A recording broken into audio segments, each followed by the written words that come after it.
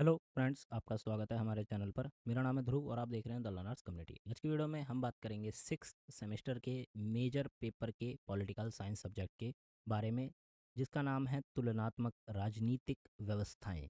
ठीक है, ये subject BA honours political science वालों के लिए भी सेम है और बीए प्रोग्राम के लिए भी सेम है। ठीक है, अगर आप ऑनर्स या फिर पॉलिटिकल पॉलिटिकल ऑनर्स के हैं या फिर आप बीए प्रोग्राम के स्टूडेंट हैं तो ये सब्जेक्ट आपके लिए ही है।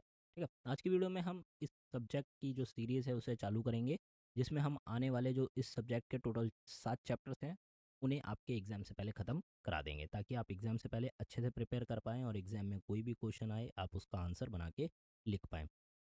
ये नोट्स आपको हमारे वेबसाइट पे भी देखने को मिल जाएंगे। ठीक है, ये लिंक वेबसाइट का डिस्क्रिप्शन में भी मिल जाएगा। इंस्टाग्राम पे आप हमें फॉलो कर सकते हैं। ठीक है, यहाँ पे आप अभी हमारा ट्विटर अकाउंट चालू नहीं है तो आप ट्विटर को छोड़ दीजिए। ठीक है, अगर आप इंस्टाग्राम पे आपका कोई भी डाउट है आप हमसे डायरेक्टली पूछ सकते हैं। आपको कोई क्वेश्चन है एजुकेशन रिलेटेड या फिर कोई और डाउट है आप डायरेक्टली हमसे पूछिए, हम आपको उसका आंसर प्रोवाइड कराएंगे। चलिए वीडियो को शुरू करते हैं। टोटल हम बात करें इस किताब में आपको 7 जो यूनिट्स हैं वो 7 यूनिट्स आपको कवर अप करनी है। ठीक है, ये सातों यूनिट अलग अलग देशों के बारे में है और वहाँ की राजनीतिक व्यवस्थाओं के बारे में है। ठीक है, हमारा app the learners community DUSOL भी लाइव हो चुका है। आप जाके इस ऐप के थ्रू अपने एजुकेशन कर सकते हैं, स्टडी कर सकते हैं। एग्जाम से पहले आपके छठे सेमेस्टर के नोट्स जल्दी हमारे ऐप पर अवेलेबल कराए जाएंगे। ठीक है, चलिए वीडियो को शुरू करते हैं। और अगर अब तक आपने हमारा चैनल सब्सक्राइब नहीं किया तो प्लीज़ चैनल को सब्सक्राइब करिए। चैनल पे आपको आने वाली वीडियोस आपकी हेल्प करेंगी। हमारी जो पहली यूनिट बनती है उसका नाम है ब्रिटेन, मतलब हम ब्रिटेन की जो राजनीतिक व्यवस्था है उसके बारे में समझते हैं। ब्रिटेन, जिसे यूनाइटेड किंगडम भी कहा जाता है, इंग्लैंड, स्कॉटलैंड, वेल्स और उत्तरी आयरलैंड का एक संघ है। ठीक है, यूके या फिर यूनाइटेड किंगडम क्या है? 4 देशों का एक संघ है जिसमें आता है इंग्लैंड, स्कॉटलैंड, वेल्स और उत्तरी आयरलैंड। यह एक संवैधानिक राजतंत्र और संसदीय लोकतंत्र है। ठीक है, ये जो यूके है ये क्या है? एक संवैधानिक राजतंत्र, राजा द्वारा चलाया जाने वाला तंत्र है, परंतु यहाँ पे संविधान की भी एक मान्यता है और संसद भी यहाँ पे उपलब्ध है, जहाँ असली सत्ता संसद और प्रधानमंत्री के पास होती है। ठीक है, मेन रूप से अगर हम कहें तो जो पावर है वो संसद के पास होती है और फिर प्रधानमंत्री के पास होती है। ब्रिटेन का संविधान लिखित नहीं है बल्कि यह परंपराओं और पुराने दस्तावेजों पर आधारित है। ब्रिटेन का जो संविधान है वो ऐसा नहीं है कि कहीं लिखा हुआ हो। ठीक है, ये संविधान क्या है? लिखा नहीं है, बट इसमें क्या होता है कि पुरानी जो परंपराएं चली आ रही हैं उनके अकॉर्डिंग जो चीज़ें हैं उन्हें मान्यता दी गई है कि भाई हाँ, जो रूल्स एंड रेगुलेशन है वो इसके अकॉर्डिंग चली जाएंगी क्योंकि वो पुरानी व्यवस्थाएं हैं। फिर आगे बात करें कि औद्योगिक क्रांति का केंद्र होने के कारण इसकी वैश्विक प्रभाव भी रहा है। ठीक है, औद्योगिक क्रांति का केंद्र भी रहा है तो इसका जो वैश्विक अंतर्राष्ट्रीय स्तर पर हम कहें या फिर पूरे विश्व में कहें, एक अलग ही प्रभाव रहा है। हाल के वर्षों में ब्रिटिश और विकेंद्रीकरण मतलब डिसेंट्रलाइजेशन जैसे बदलावों ने इसकी राजनीति और प्रशासन में परिवर्तन लाया है। ठीक है, अब क्या हुआ कि भाई हम कहें कि कुछ सालों में ही ब्रिटिश और विकेंद्रीकरण मतलब डिसेंट्रलाइजेशन, मतलब सेंटर के पास पावर ना होकर छोटे छोटे जो पावर है उसे छोटे छोटे हिस्सों में बांट दिया जाए। तो इस चीज़ ने क्या करा, यहाँ की राजनीति और यहाँ के प्रशासन व्यवस्था में काफ़ी अच्छा खासा प्रदर्शन लाया है। इस चैप्टर में हम इसी के बारे में पढ़ेंगे। ब्रिटेन की राजनीतिक परंपराएं और संवैधानिक विकास के बारे में बात करते हैं। ब्रिटेन का निर्माण इंग्लैंड, वेल्स, स्कॉटलैंड और उत्तरी आयरलैंड को मिलकर बना है, जो कि हमने ऊपर भी बात करी। यह बहुत पुराने समय से राजतंत्र की व्यवस्था रही है। ठीक है, यहाँ पे क्या रहा है कि बहुत लंबे टाइम तक राजतंत्र मतलब राजा के द्वारा चलाया जाने वाले तंत्र की व्यवस्था रही थी। ब्रिटेन का संविधान दुनिया का सबसे पुराना और अलिखित है, जिसे एक जगह लिखित रूप से नहीं रखा गया संविधान माना जाता है। ठीक है, ब्रिटेन का क्या संविधान क्या है? एक तो सबसे पुराना है, फिर उसे कहीं लिखा भी नहीं गया। ठीक है, वो अलिखित है। इस संविधान का निरंतर विकास होता गया और समय के साथ साथ यह पूर्ण राजतंत्र से संवैधानिक राजतंत्र की ओर संक्रमण हुआ, जो बिना किसी युद्ध और रक्तपात के शांति से हुआ था। आप देखिए, सिंपल सी बात बताइए कि यहाँ पे संविधान लिखा नहीं है। ठीक है, इसके संविधान को कहा जाता है कि इसका विकास समय के साथ साथ होता रहा। ठीक है, अब जब विकास हो रहा है तो जो राजतंत्र व्यवस्था थी वो राजतंत्र से संवैधानिक राजतंत्र तक बढ़ गई। पहले राजा का पूरी तरह से राज था, अब क्या हुआ कि भाई राजा का भी राज रहेगा परंतु संविधान की भी मान्यता रहेगी। तो ये ऐसे बदला। ठीक है, और यहाँ पे ना युद्ध हुआ इसके लिए और ना ही इसके लिए कोई रक्तपात हुआ था। ब्रिट शांति से ये सारी प्रोसेस हुआ था।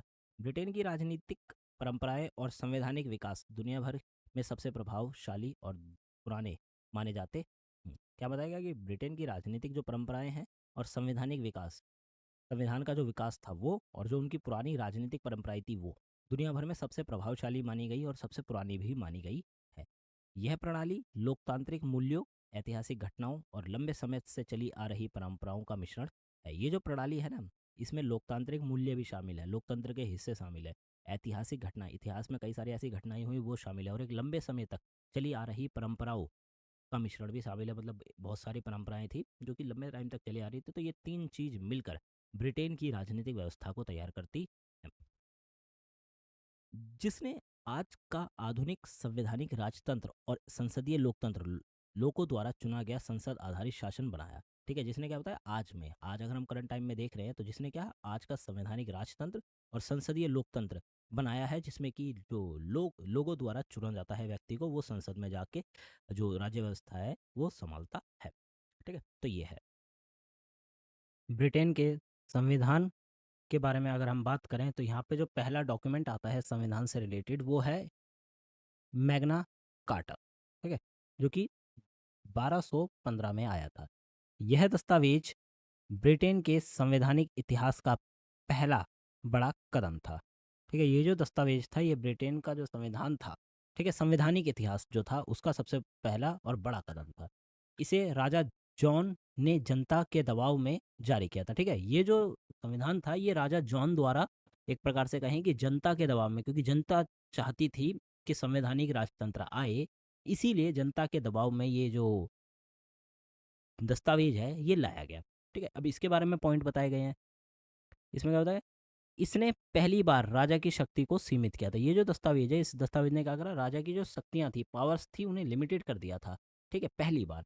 फिर राजा को यह वचन देना पड़ा कि वह कानून और परंपराओं का पालन करेगा। राजा ने वचन दिया कि वो कानून का और जो परंपराएं हैं, ठीक है, उनका पालन करेगा। राजा अन्यायपूर्ण मतलब अनुचित नहीं कर नहीं लगाएगा और ना ही अपने अधिकारों का दुरुपयोग करेगा। ठीक है, इससे पहले क्या होता था कि अगर सपोज करिए राजतंत्र नहीं है, संवैधानिक राजतंत्र नहीं है, तो राजा के पास पूरी पावर है कि वो जनता को किसी भी प्रकार से टैक्स पे करने के लिए क्या कर सकता है, दबाव दे सकता है कि हाँ भाई आपको टैक्स देना पड़ेगा, कोई भी कर लगा सकता है। तो परंतु जब ये आया तो इसके बाद क्या था कि राजा अन्यायपूर्ण या फिर अनुचित कोई भी कर नहीं लगाएगा या कोई भी टैक्स नहीं लगाएगा जनता के ऊपर, और ना ही अपने अधिकार जो उसकी अथॉरिटीज़ हैं उनका दुरुपयोग करेगा।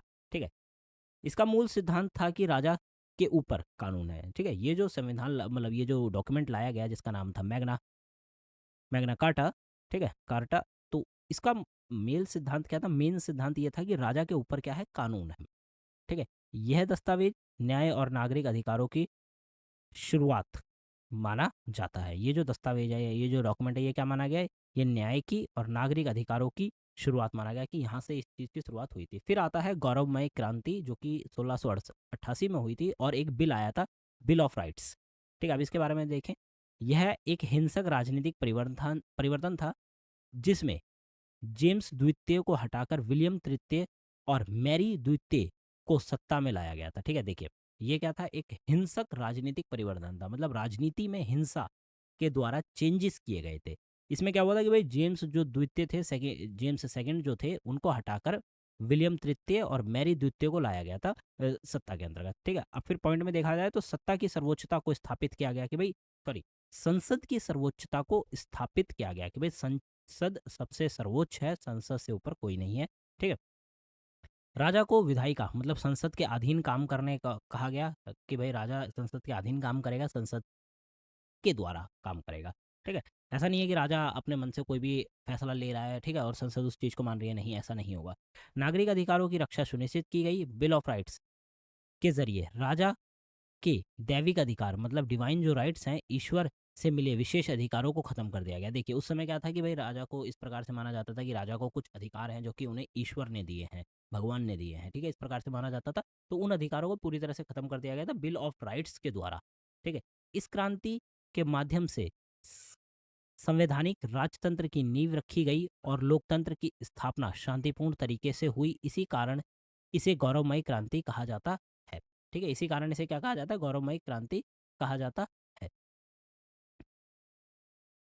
कि भाई इसमें जो संवैधानिक राजतंत्र की नींव रखी गई थी, लोकतंत्र की स्थापना शांतिपूर्ण तरीके से हुई, और इसीलिए इसको क्या कहा जाता है, एक कहा जाता है गौरवमयी क्रांति। अब आगे देखते हैं, अगला एक वो आता है, एक प्रकार से हम कहें कि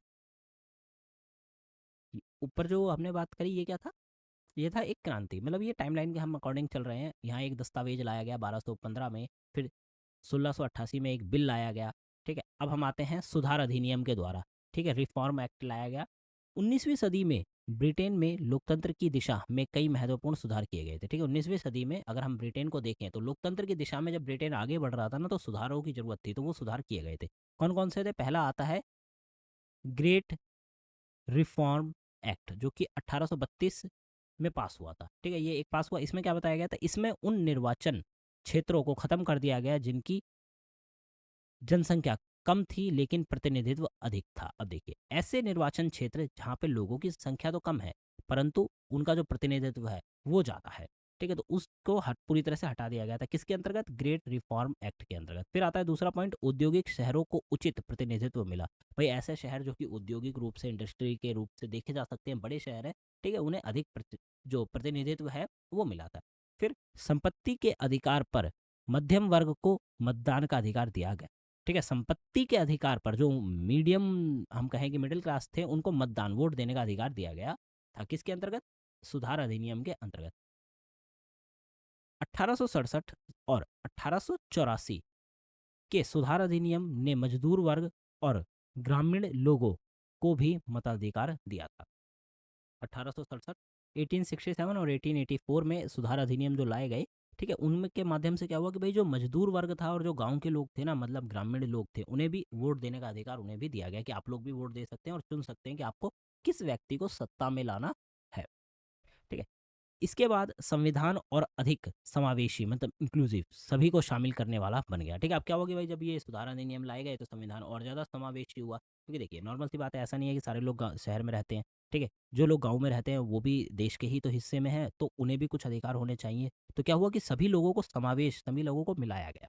ठीक है, सभी लोगों को शामिल किया गया संविधान के अंतर्गत। फिर संसदीय सर्वोच्चता और प्रतिनिधित्व, प्रतिनिधि लोकतंत्र मजबूत हुआ। ठीक है, संसद की सर्वोच्चता मजबूत हुई और प्रतिनिधि लोकतंत्र मजबूत हुआ। फिर संसद में जनता की भागीदारी बढ़ी और शासन प्रणाली लोकतांत्रिक लोकतांत्रिक बनी। अब क्या होगा भाई, जो सुधार अधिनियम लाए गए थे उनके द्वारा संसद में लोगों की जो, एक प्रकार से कहे कि लोगों का जुड़ना या भागीदारी संसद में बढ़ी थी, तो इसीलिए लोकतंत्र और ज़्यादा प्रभावी हुआ। अब आगे देखिए, रिप्रेजेंटेशन ऑफ पीपल एक्ट 1918 से 1928 के बीच में। ठीक है, 1918 के अधिनियम के तहत महिलाओं और श्रमिक वर्गों को सीमित रूप से मतदान का अधिकार दिया गया था। ठीक है, 1918 में जो अधिनियम लाया गया, ठीक है, उसके तहत क्या था कि भाई महिलाएं और जो श्रमिक है, जो का मतलब हम कहें वर्कर लोग हैं, ठीक है, जो वर्ग है को सीमित, मतलब लिमिटेड रूप से हम कहें कि मतदान, वोट देने के अधिकार दिए गए थे। उन्हें लिमिटेड अधिकार थे। ठीक है, ऐसा नहीं है कि उनके पास काफ़ी सारे अधिकार थे। महिलाओं को और श्रमिक वर्गों को अधिकार लिमिटेड दिए गए थे। फिर 1928 के सन में हम आते हैं, तो 1928 में यह अधिकार सभी वयस्कों तक बढ़ा दिया गया कि भाई एक उम्र बता दी गई कि एक वयस्क उम्र तक जो भी है उसको ये अधिकार है। ठीक है, क्या अधिकार है? मतदान देने का अधिकार, जो कि 1928 में लाया गया था। इसमें सार्वभौमिक मताधिकार, मतलब यूनिवर्सल अडल्ट फ्रेंसिस, सभी वयस्कों को वोट देने का अधिकार की दिशा में एक बड़ा कदम था। ठीक है, क्या था कि भाई सार्वभौमिक मताधिकार कि जो भी व्यक्ति अडल्ट है, जो भी व्यक्ति एक वयस्क है, ठीक है, जैसे कि 18, यहाँ पे हमारे यहाँ तो 18 को मानी जाती है उम्र, कि 18 में एक व्यक्ति व्यस्त हो जाता है। ठीक है, तो अगर इंडिया में देखें तो 18 साल के आप हो गए हो तो आप अपना वोटर आईडी कार्ड बनवा सकते हो इजीली, कोई इशू नहीं है। ठीक है, तो सेम यही वहाँ पे 1928 में ये मान लिया गया था कि भाई कोई भी व्यक्ति जो कि वयस्क है वो अपना वोट देने का अधिकार प्राप्त कर सकता है। संसद में हाउस ऑफ कॉमन्स की शक्ति बढ़ी और हाउस ऑफ लॉर्ड्स की भूमिका सीमित हुई। ठीक है, हाउस ऑफ कॉमन्स मतलब कॉमन लोगों का हाउस। ठीक है, और हाउस ऑफ लॉर्ड्स मतलब जो लॉर्ड्स थे, या हम कहें कि जिनको ऊपरी माना जाता था, उनकी जो भूमिका थी वो सीमित हुई, मतलब लिमिटेड हुई। संविधान अधिक लचीला और समय के अनुसार बदलने में सक्षम बना। तो भाई संविधान क्या था कि अधिक लचीला हुआ, उसमें चेंजेस किए जा सकते हैं। अगर संविधान एक पक्का होगा, ठीक है, फिक्स होगा कि ये चीज़ में कोई चेंजेस नहीं हो सकता, तो इन फ्यूचर शायद ही कोई उसमें चेंजेस कर पाएगा और लोगों को हमेशा जीवन उसी प्रकार से जीना पड़ेगा। ठीक है, तो यही है कि संविधान में चेंजेस करने के लिए संविधान लचीला था और समय के साथ साथ उसमें चेंजेस भी आए। ब्रिटेन के संविधान की मुख्य हम विशेषताओं की बात करते हैं। ठीक है, अब हमारा ये पॉइंट आ जाता है, अभी तक हमने यहाँ पे किन चीज़ों की बात करी? यहाँ पे हमने बात करी मेनली कि भाई संवैधानिक विकास किस प्रकार से था। ठीक है, ब्रिटेन में राजनीतिक परंपराएं किस प्रकार से थी और वहाँ का संविधान विकास किस प्रकार से हुआ। तो भाई डॉक्यूमेंट आए, क्या है, मैग्ना कार्टा आया, फिर गौरव में एक क्रांति भी हुई, उसके बाद सुधार अधिनियम आए। ठीक है, सुधार अधिनियम आए 1867 में, और 1884 में सुधार अधिनियम लाया गया। फिर रिप्रेजेंटेशन ऑफ पीपल एक्ट, ठीक है, पीपल एक्ट लाया गया जो कि 1918 और 1928 में आया था। अब हम बात करते हैं संविधान की विशेषताओं की। इंपॉर्टेंट है, ठीक है, इसको आप मिस मत करिए, क्योंकि संविधान से रिलेटेड क्वेश्चन आपसे पूछा जा सकता है, तो आपको संविधान के बारे में उसके जो पॉइंट्स हैं वो पता होने चाहिए। अब देखते हैं, पहला आता है अलिखित संविधान। ब्रिटेन का संविधान किसी भी एक दस्तावेज में संकलित नहीं है। ब्रिटेन का जो संविधान है ना, किसी एक डॉक्यूमेंट में या फिर किसी एक फाइल में सम्मिलित नहीं है, ठीक है। यह संसद द्वारा बनाए गए कानून, परंपराओं और न्यायिक निर्णय और संवैधानिक सम्मेलनों से बना है। जो ये जो संविधान है, ये किस चीज़ से बना है? संसद के द्वारा बनाए गए कानून, जो चली आ रही हैं परंपराएं, उनके द्वारा, और न्यायिक निर्णयों और संवैधानिक सम्मेलनों द्वारा ये जो है दस्तावेज बनाया है, ठीक है। मतलब ये एक प्रकार से कह सकते हैं कि कहीं लिखा नहीं है, और एक जगह तो बिल्कुल भी नहीं लिखा। फिर हम आगे देखें, संसद की सर्वोच्चता। संसद के बनाए कानून सर्वोपरि होते हैं, ठीक है। ब्रिटेन में क्या बनाया गया कि संसद ने कोई कानून बनाया तो वो सर्वोपरि है। जैसे कि भारत में अगर हम बात करें तो संसद सर्वोच्च है, संसद के द्वारा बनाया गया कोई भी कानून पूरे देश में मान्यता प्राप्त होगा। किसी भी न्यायालय या संस्था को इन कानूनों को चुनौती देने का अधिकार नहीं है, ठीक है। कोई भी न्यायालय या फिर संस्था इन जो कानून जो कि संसद के द्वारा बनाए गए थे, इनको जो चुनौती है वो नहीं दे सकती। तीसरा पॉइंट आता है एकात्मक राज्य। ब्रिटेन एक केंद्रीकृत शासन प्रणाली वाला देश है। हालांकि स्कॉटलैंड, वेल्स और उत्तरी आयरलैंड को कुछ सीमित स्वतंत्रता, मतलब ऑटोनॉमी, खुद निर्णय लेने के अधिकार दिए गए हैं। अब देखिए, ब्रिटेन क्या है? केंद्रीकृत शासन प्रणाली वाला एक देश है, कि भाई यहाँ पे मेनली हम ये कहें कि केंद्रीकृत मतलब पावर एक ही के पास होगी, जैसे कि हमने यहाँ पे बात करी। संवैधानिक राजतंत्र है और लोकतांत्रिक व्यवस्था है, तो संविधान भी है, ठीक है, राजा का भी तंत्र है, और साथ के साथ संसद भी, तो संसद सर्वोच्च मानी गई है, तो ये हो जाएगा। परंतु यूके की अगर हम बात करें, ब्रिटेन आता है यूके के अंतर्गत, यूनाइटेड किंगडम के अंतर्गत। यूनाइटेड किंगडम में 3 देश और आते हैं, स्कॉटलैंड, वेल्स और उत्तरी आयरलैंड। उत्तरी आयरलैंड, स्कॉटलैंड और वेल्स को कुछ और अधिकार दिए गए हैं कि वो अपने यहाँ पे क्या ले सकते हैं, एक प्रकार से हम कहें कि निर्णय ले सकते हैं, ठीक है। फिर चौथा पॉइंट आता है संवैधानिक राजतंत्र। राजा या रानी सिर्फ प्रतीकात्मक प्रमुख है, ठीक है, मतलब एक प्रकार से राजा या रानी को सिर्फ प्रतीक माना गया है, सिंबल माना गया है वहाँ पे, ठीक है। उनके पास असली शासन शक्ति नहीं होती। सभी शक्तियाँ संसद या प्रधानमंत्री के पास होती है, ठीक है। संसद या प्रधानमंत्री को चुना जाता है, बोलो, प्रधानमंत्री को चुना जाता है, ठीक है। और संसद में भी लोग वही बैठते हैं जिनको जनता चुनती है, ठीक है। और ये लोग शासन व्यवस्था में हेल्प करते हैं, शासन व्यवस्था चलाते हैं, तो असली पावर इनके पास होती है। फिर आता है पांचवा पॉइंट, न्यायपालिका की सीमाएं। न्यायपालिका संसद के कानून की वैधता पर सवाल नहीं उठा सकती, संसद के निर्णय अंतिम माने जाते हैं, ठीक है। देखिए, न्यायपालिका क्या कर सकती है, मतलब एक प्रकार से अगर संसद ने कोई कानून बनाया है तो न्यायपालिका उस कानून के ऊपर उंगली नहीं उठा सकती, उसे वो कानून मानना होगा। फिर आता है छठा पॉइंट, लचीला संविधान। संविधान में संशोधन के लिए कोई विशेष प्रक्रिया नहीं है। वहाँ पे जो संविधान में संशोधन है उसके लिए कोई विशेष प्रक्रिया नहीं है। संसद सामान्य कानूनों के माध्यम से भी संविधान में बदलाव किया जा सकता है, ठीक है। संसद सामान्य कानून जो हैं उनके माध्यम से भी संविधान में कुछ चेंजेस कर सकती है। चेंजेस का मतलब कि वहाँ पे जो एक्ट्स हैं उनमें सब एक्ट्स ला सकती है, ठीक। अब हम बात करें द्विसदनीय संसद है वहाँ पे। द्विसदनीय संसद क्या है कि ब्रिटेन की संसद को 2 सदनों में बांटा गया है, ठीक है, हाउस ऑफ कॉमन्स और हाउस ऑफ लॉर्ड्स।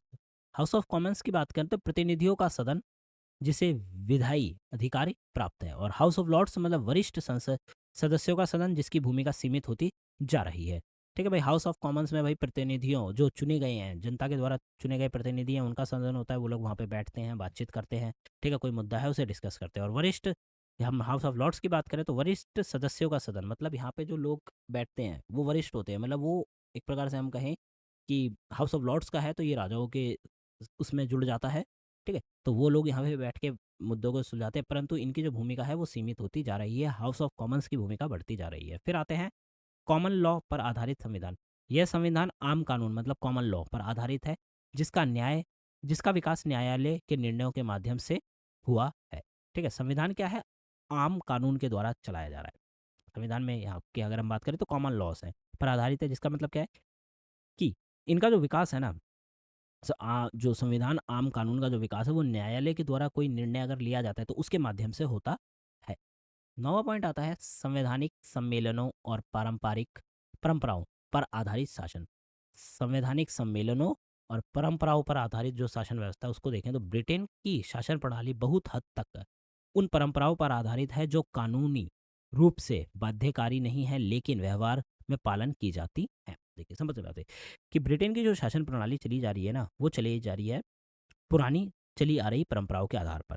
ठीक है? ऐसा नहीं है कि कानून लिख दिया गया, उस कानून को फ़ॉलो करने वाला सीन है, नहीं।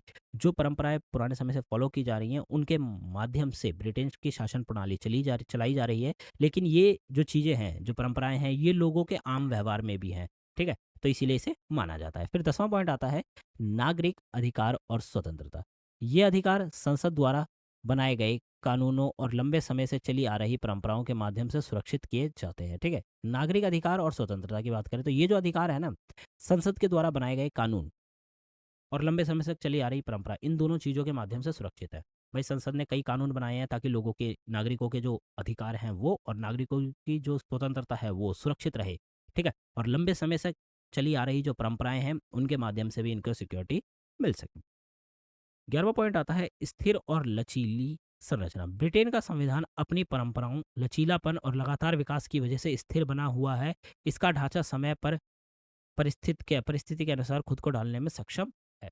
ठीक है? भाई स्थिर भी है और लचीली संरचना भी है। किस प्रकार से कि भाई जो ब्रिटेन है इतने लंबे समय से चला आ रहा है, वहाँ की संविधान व्यवस्था भी इतने लंबे समय से चली आ रही है क्योंकि वहाँ पे जो परंपराएँ हैं, लचीलापन है, लगातार समय के साथ-साथ क्या होता है कि इवॉल्व होता रहता है, चेंज होता रहता है। ठीक है? संविधान को इतना सख्त नहीं बनाया गया है कि उसमें चेंजेस ना किए जा सके, संविधान को लचीला बनाया गया है ताकि वहाँ पे चेंजेस किया जा सके और समय के साथ-साथ वो चेंजेस क्या होते हैं, लाभकारी भी रहते हैं।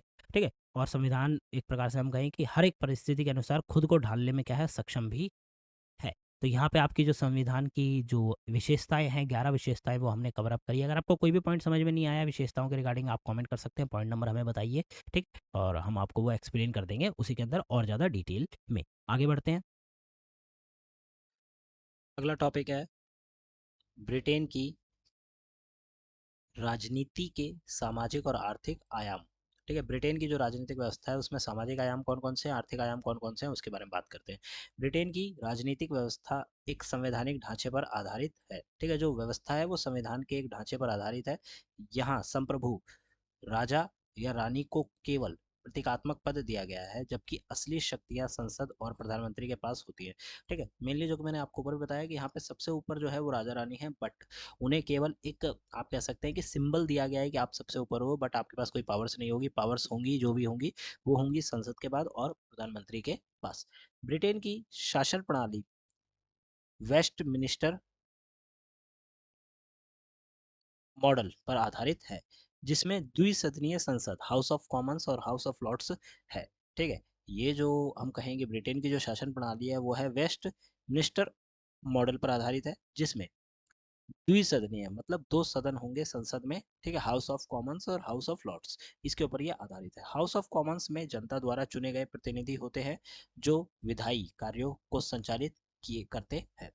ठीक है? हाउस ऑफ कॉमन्स में कौन होते हैं जिनको जनता वोट देकर चुनती है और वो लोग जाके संसद में जो है विधायी कार्य है उन कार्यों को करते हैं।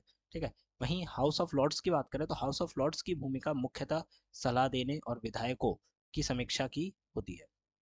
ठीक है? जो हाउस ऑफ लॉर्ड्स है उसमें जो लोग बैठते हैं उनका मेन काम ये होता है कि वो सलाह दें अगर कोई रूल्स एंड रेगुलेशंस क्लियर हो रहा है तो उसके रिगार्डिंग। ठीक है?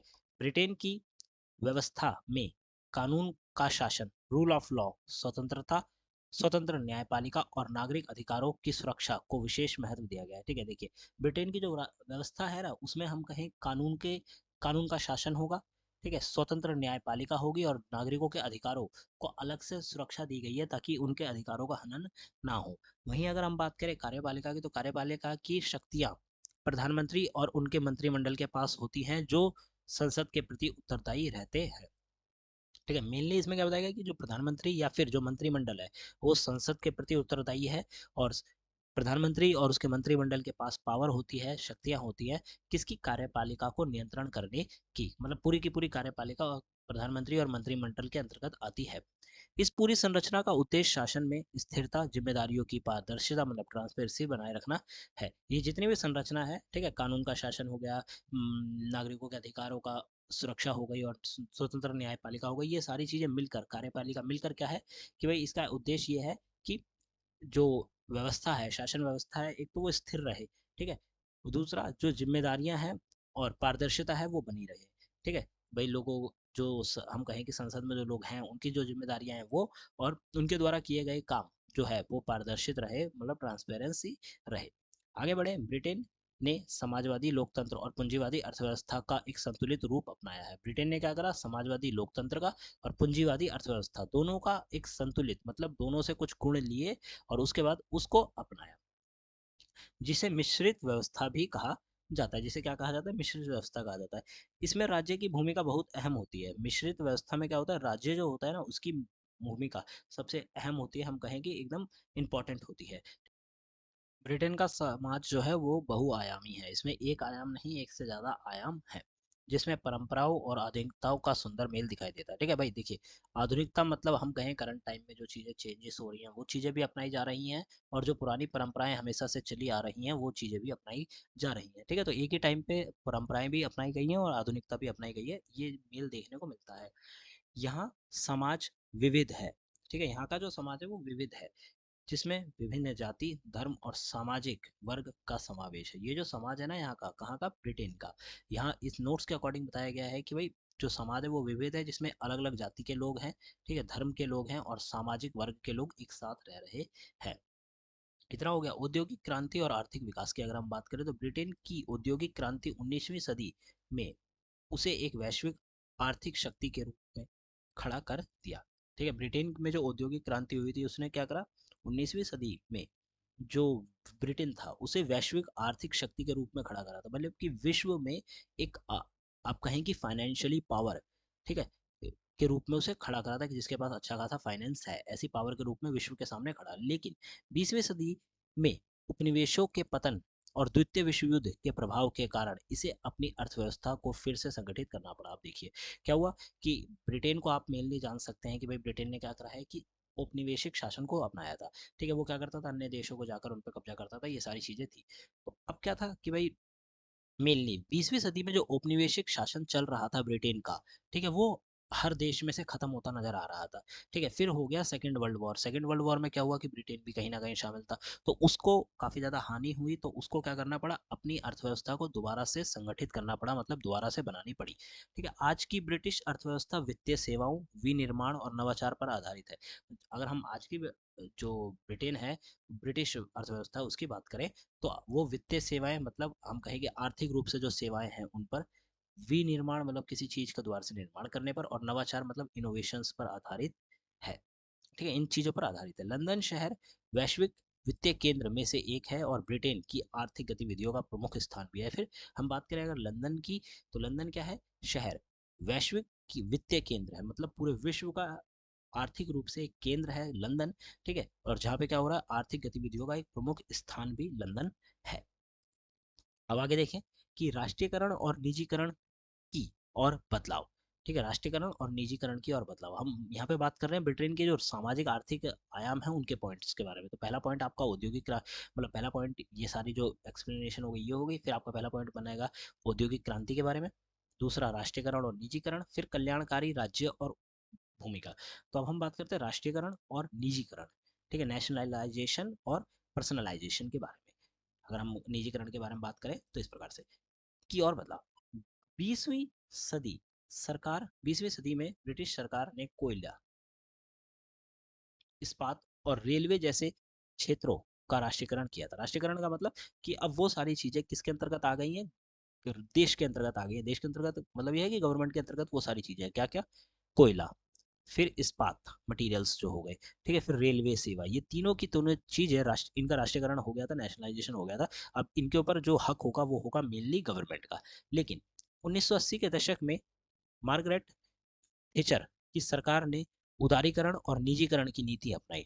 फिर क्या हुआ कि 1980 का एक दशक आया जिसमें मार्गरेट थेचर की जो सरकार थी, मतलब जो उस समय की गवर्नमेंट थी, उन्होंने क्या करा, उदारीकरण की व्यवस्था को अपनाया और निजीकरण की नीतियों को अपनाया, इन दो चीजों को अपनाया, जिससे निजी क्षेत्रों की भूमिका में वृद्धि हुई। अब इस सरकार ने क्या करा था, वो इससे पहले जो सरकार थी वो ये चाहती थी कि भाई सारी की सारी चीजें गवर्नमेंट के अंतर्गत रहनी चाहिए, बट मार्गरेट थ्रेचर की जो गवर्नमेंट थी उन्होंने क्या करा, उदारीकरण की नीति को अपनाया और निजीकरण की नीति को अपनाया, जिसके कारण क्या हुआ कि भाई जो भी चीजें हैं उनको निजीकरण कर दिया जाए, मतलब जिसके पास अच्छा खासा पैसा है वो उन चीजों को अपने अंतर्गत ले सकता है। ठीक है, निजी क्षेत्र में वृद्धि हुई। आज ब्रिटेन वैश्विक व्यापार, निवेश और नवाचार के लिए खुला देश है, और इसके साथ साथ बेरोजगारी और आय असमानता जैसी चुनौतियों का भी सामना करता है। ठीक है, आप देखिए ब्रिटेन क्या है आज के, अगर हम बात करें करंट टाइम में, तो वैश्विक व्यापार कर रहा है, पूरे विश्व के साथ व्यापार कर रहा है। फिर निवेश और नवाचार के लिए खुला हुआ है कि भाई लोग आ सकते हैं, निवेश कर सकते हैं ब्रिटेन में। ठीक है, इनोवेशन के लिए भी वो ओपन है पूरी दुनिया के लिए। उसके साथ साथ आज के समय में हम बात करें तो एक प्रकार से बेरोजगारी और आय के अंतर्गत असमानता, ठीक है, मतलब सैलरी के बेसिस पे अगर हम कहें तो असमानता जैसी चुनौतियों को सामना करना पड़ रहा है। कहाँ, किसको? ब्रिटेन को।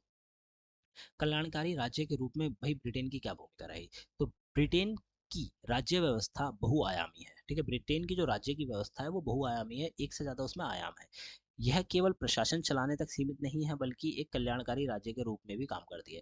ठीक है, ब्रिटेन की जो राज्य व्यवस्था है, ऐसा नहीं है कि बस उसका काम है भाई कि संभाले राज्य कैसे चल रहा है, नहीं।